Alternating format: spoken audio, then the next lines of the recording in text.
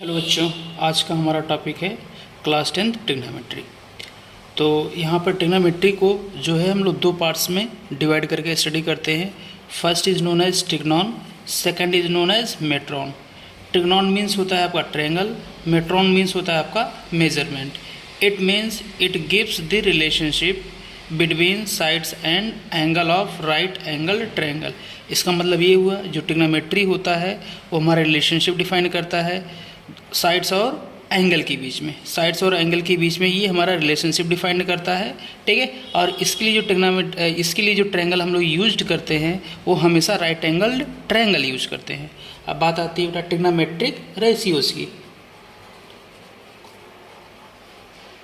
Trigonometric ratios, there are 6 trigonometric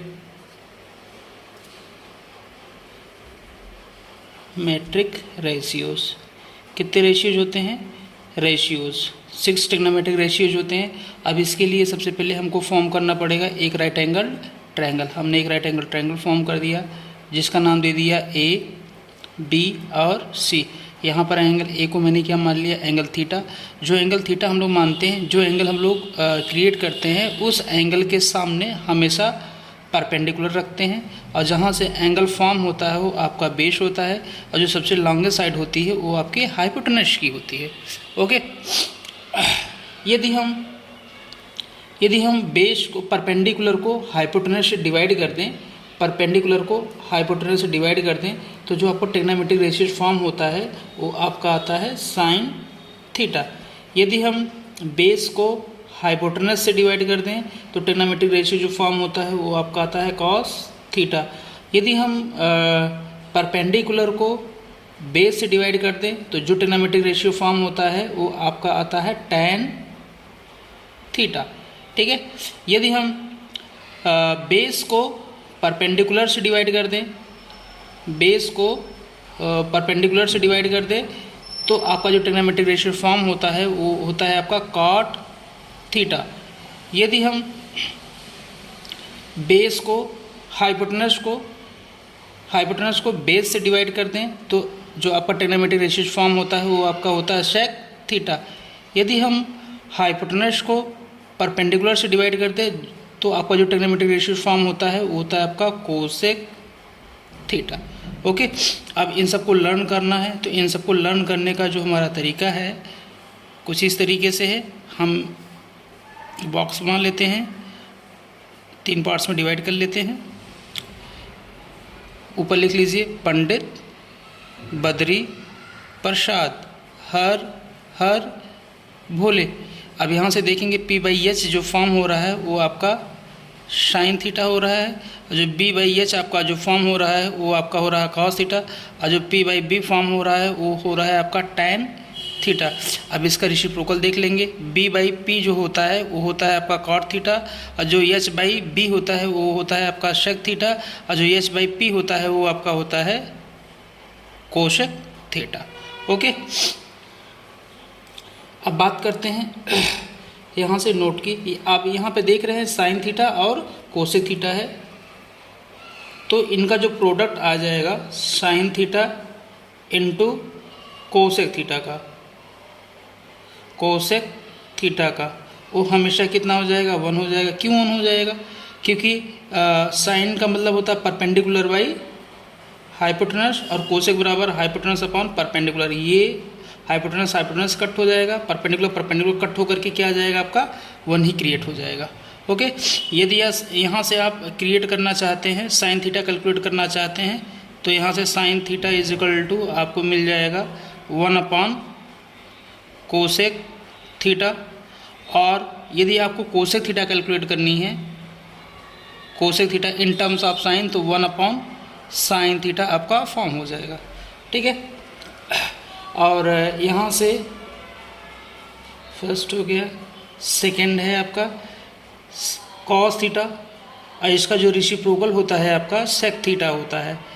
इनका जो product आएगा वो कितना आएगा? हमेशा 1 आ जाएगा, क्योंकि ये एक दूसरे के क्या है? रेसिप्रोकल है। तो आपको यहाँ से फॉर्म करना है कॉस थीटा। तो जो कॉस थीटा होता है in terms of sec theta 1/सेक थीटा हो जाएगा, और जो सेक थीटा है in terms of cos theta 1 में क्या आ जाएगा आपका कॉस थीटा आ जाएगा। थर्ड है आपका tan theta into cot theta. Tan theta into cot theta का जो प्रोडक्ट आएगा वो 1 आएगा। तो tan theta is equal to आप क्या नोट कर सकते हैं, tan theta is equal to 1/कॉट थीटा आ जाएगा, और कॉट थीटा जो आ जाएगा इन टर्म्स ऑफ टैन 1/टैन थीटा आ जाएगा। ओके, यहाँ से ये फर्स्ट नोट हो गया। सेकंड नोट में आप देखेंगे we know tan theta is equal to कितना है, tan theta is equal to perpendicular upon B है आपका।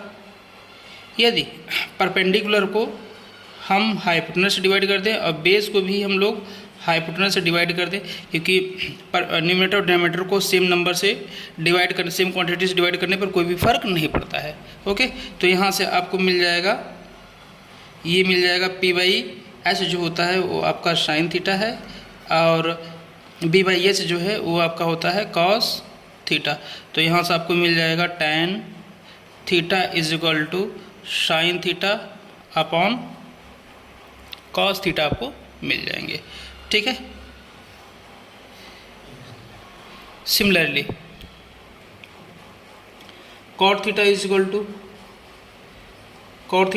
To P by B by आपका पी होता है, हाइपोटेनस से डिवाइड कर दो, हाइपोटेनस से मैंने डिवाइड कर दिया, तो ये आपका मिल जाएगा कॉस थीटा, और नीचे मिल जाएगा आपका साइन थीटा मिल जाएगा। तो यहाँ से क्या मिल गया आपको, cot theta is equal to मिल गया कॉस थीटा अपॉन में साइन थीटा आपको मिल गया। ओके, तो ये हमारा फॉर्मूला क्रिएट हो गया, cos theta is equal to cot theta is equal to cos upon sine. हाँ, एग्जाम्पल है आपका, if sine theta is equal to 3/4 then find other trigonometric ratios. तो आपको sine theta is equal to दिएगा 3/4, तो आपको टेग्नामेट्रिक जितने भी टेग्नामेट्रिक रेशियोज हैं उनको कैलकुलेट करना है। That is cos theta, tan theta, sec theta, cosec theta, ये सब आपको कैलकुलेट करने हैं। तो सबसे पहले आप यहाँ से गिवन क्या है उसको नोट कर लीजिए।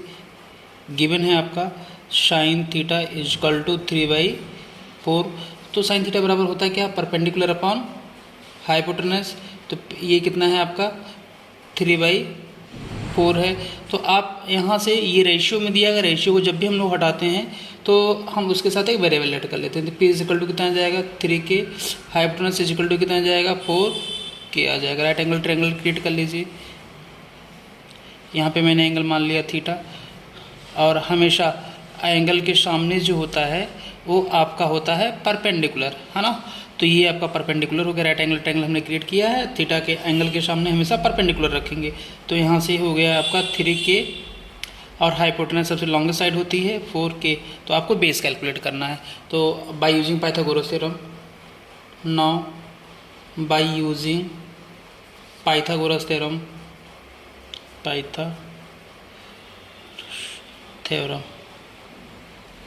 पाइथागोरस थ्योरम से कितना आ जाएगा आपका, AC का square is equal to AB का स्क्वायर प्लस BC का होल स्क्वायर। AC कितना है आपका 4k का होल स्क्वायर, AB कितना है आपका कैलकुलेट करना है, इसको ऐसे ही रहने दो। BC आपका 3k का होल स्क्वायर है, ये आपका 16k का स्क्वायर आ जाएगा, माइनस 9k का स्क्वायर आ जाएगा इज इक्वल टू AB का स्क्वायर। तो AB का स्क्वायर इज इक्वल टू कितना हो जाएगा आपका 7k का स्क्वायर आ जाएगा। AB इज इक्वल टू आ जाएगा आपका √7k आ जाएगा। ओके, अब अदर ट्रिग्नोमेट्रिक रेशियोज कैलकुलेट करना है आपको। ये आ गया √7k। Now tan theta is cos theta is equal to कितना हो जाएगा आपका, cos theta is equal to होता है बेस अपॉन हाइपोटेनस। बेस कितना है आपका √7k अपॉन में 4k, तो √7/4 आ जाएगा।